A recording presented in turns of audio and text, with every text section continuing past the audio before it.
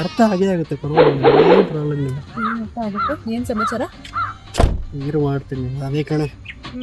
ರಮೇಶ ಇದ್ದಾನಲ್ಲ, ನಿನ್ನೆ ಯಾವುದೋ ಪಾರ್ಟಿಗೆ ಹೋಗ್ಬಿಟ್ಟಿದ್ದಾನೆ. ಕುಡಿದ ಗ್ಯಾನ್ದಲ್ಲಿ ಯಾವುದೋ ಹುಡುಗಿದು ನಂಬರ್ ಎಕ್ಸ್ಚೇಂಜ್ ಮಾಡ್ಕೊ ಬಂದ್ಬಿಟ್ಟು ರಾತ್ರಿ ಎಲ್ಲ ಬೇರೆ ಮಾತಾಡ್ಬಿಟ್ಟಿದ್ದಾರೆ. ಈಗ ಅವ್ರ ಹೆಂಡತಿ ವಿಷಯ ಗೊತ್ತಾಗ್ಬಿಟ್ರೆ ಅಂತ ಎದುರ್ಕೊಂಡು ಪಾಪ ಒಂದ್ ನರಳಿ ಸಾಯ್ತವನೆ. ಬಟ್ ಅದಲ್ಲೇ ಬಿಡು, ಪಶ್ಚಾತ್ತಾಪ ಪಡ್ಕೋತಾ ಇದ್ದಾನೆ. ನಾನು ಏನ್ ಕಾದ್ರೆ ಹಿಂಗ್ ಮಾಡೋದು ಹಾಗೆ ಹೇಗೆ ಅಂತ ಪಾಪಸೆ ಪಶ್ಚಾತ್ತಾಪ ಪಡ್ಕೊಂತಿದ್ದಾರಲ್ಲ ಬಿಡಿ, ಅವ್ರ ಹೆಂಡತಿ ಅರ್ಥ ಮಾಡ್ಕೊಂಡು. ಹೌದು, ಹಂಗಂತ್ಯ? ನಿಜವಾಗ್ಲೂ ಎಲ್ಲರೂ ನಿಂತ ಹೆಂಡತಿ ಸಿಗ್ಬೇಕಲ್ಲ. ಇಲ್ಲ ಇರು, ರಮೇಶ್ ಅಣ್ಣ ತಾನೇ ನಾನು hello excuse me, wrong number ಅನ್ಸುತ್ತೆ ನೋಡಿ.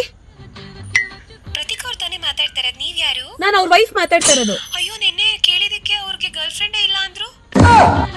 ಹಲೋ ಹಲೋ, ನಿಮಗೆ ಇಲ್ಲ, ನನ್ ಸತ್ಯ ಹರಿಶ್ಚಂದ್ರ ಅಂತ ನಿಂಗೆ ಗೊತ್ತಲ್ಲ.